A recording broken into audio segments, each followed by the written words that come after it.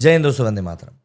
RCB ने कल का मैच जिस तरीके से दिल्ली के सामने अपने ही घर में गंवाया है, उसके बाद एक सवाल फिर से आरसीबी के सभी फैंस के जहन में जिंदा हो गया है कि क्या आरसीबी एक ओवर कॉन्फिडेंट टीम हो चुकी है फिर से। देखिए, इस बार के आईपीएल में अगर हम बात करें तो आरसीबी काफी बदली हुई नजर आई है। अपने शुरुआत के 4 मैचेस में से आरसीबी ने 3 मैचेस जीते हैं, और वो जो 3 मैचेस उन्होंने जीते वो ऐसा नहीं था कि बस ऐसे ही जीत लिए। केकेआर, सीएसके और मुंबई के अगेंस्ट उन्होंने ये मैच जीते, और वो भी उनके घरों में जाकर। तो ऑब्वियस सी बात है भाई, वाहवाही तो होनी ही थी। पर वो होता है ना उन उन स्टूडेंट्स के साथ में जो कि ज़्यादा कभी अच्छे नंबर ला नहीं पाते हैं, लेकिन कभी कभी अगर अच्छे नंबर ले आते हैं तो उनकी तारीफ हो जाती है, और वो उस तारीफ को पाकर चने के झाड़ पर चढ़ जाते हैं।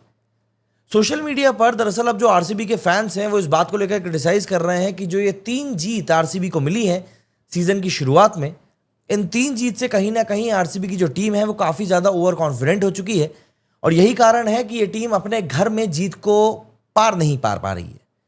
मतलब अगर मैं कल के मैच की ही बात करूं तो आरसीबी के 3 ओवर में 53 रन थे। फिल सॉल्ट ने और विराट कोहली ने एक शानदार शुरुआत दी थी। मिचेल स्टार्क के एक ओवर में तो 25 रन ठोक दिए थे सॉल्ट ने। तो ये शुरुआत एक तरीके से ड्रीम स्टार्ट थी, और माना जा रहा था कि भाई आज तो आरसीबी जो है 220-230 रन तो पक्का ठोक के रहेगी। लेकिन उसके बाद हालात कुछ ऐसे बदले कि आरसीबी जो है वो 170 का आंकड़ा भी टच नहीं कर पाई।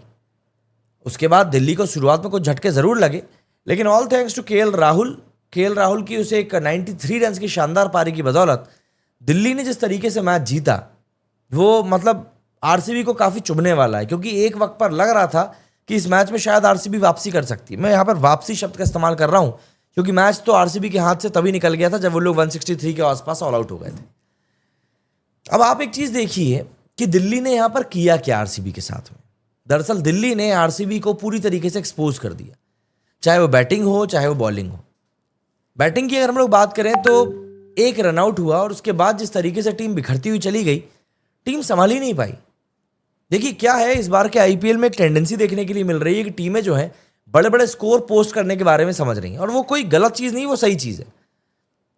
लेकिन क्रिकेट एक ऐसा गेम है जहां पर कि ना बॉल हाथ से बाहर निकलते में देर नहीं लगती। अगर आप एक फायर ब्रांड क्रिकेट खेलना चाह रहे हो, आप एक बिल्कुल ताबड़तोड़ ब्रांड का क्रिकेट खेलना चाह रहे हो, तो भी आपको एक बैलेंस मेंटेन करना ही पड़ेगा।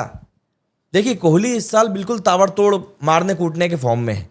उनको चाहिए रहा है, उनको लग रहा है कि भैया मैं तो पहले ही ओवर से कूटूं। अक्षर पटेल को भी उन्होंने आज ऐसे ही ट्रीट किया था। तो ऐसे में अगर विराट कोहली एंकर के रोल से बाहर निकल रहे हैं तो आपको किसी को तो एंकर रखना पड़ेगा, क्योंकि रजत पाटीदार भी आकर ताबड़तोड़ बस बल्ला घुमाना शुरू कर देते हैं। अच्छी बात है, बट कभी तो आपके विकेट जल्दी गिरेंगे, और उस पॉइंट पर आपको चाहिए होगा कि कोई प्लेयर तो हो आपकी टीम में जो आपकी टीम को पार लगा पाए। इस समय आरसीबी की टीम में ऐसा लग रहा है कि सबके सब प्लेयर्स बस इस उस मूड में है कि भैया मैं आऊंगा और मारूंगा, मैं आऊंगा और मारूंगा, बस और कुछ भी नहीं। और उसी चक्कर में कहीं ना कहीं कल के मैच में ये टीम डीरेल हो गई। आपका मैच घर में था, उस घर में जहां पर कि आप मतलब दर्जनों में छक्के मारते हो, लेकिन आप पूरी तरीके से फ्लैट हो गए। बॉलिंग की बारी आई तो आप बॉलिंग भी नहीं संभाल पाए।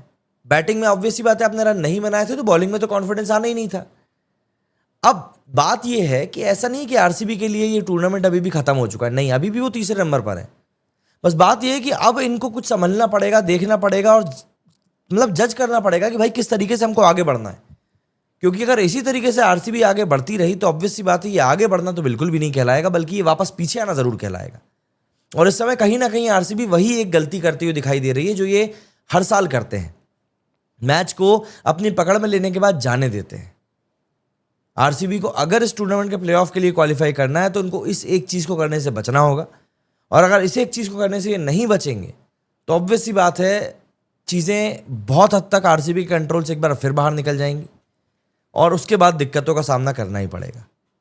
विराट कोहली जो क्रिकेट खेल रहे हैं अच्छा खेल रहे हैं, रजत पाटीदार जो क्रिकेट खेल रहा है अच्छा खेल रहा है, लेकिन उसके बावजूद भी कोई तो आपको ऐसा चाहिए जो खड़ा रहे क्रीज के ऊपर और बोले कि मेरे इर्द गिर्द आप लोग रन बनाइए, मैं देखता हूं अब क्या करना है।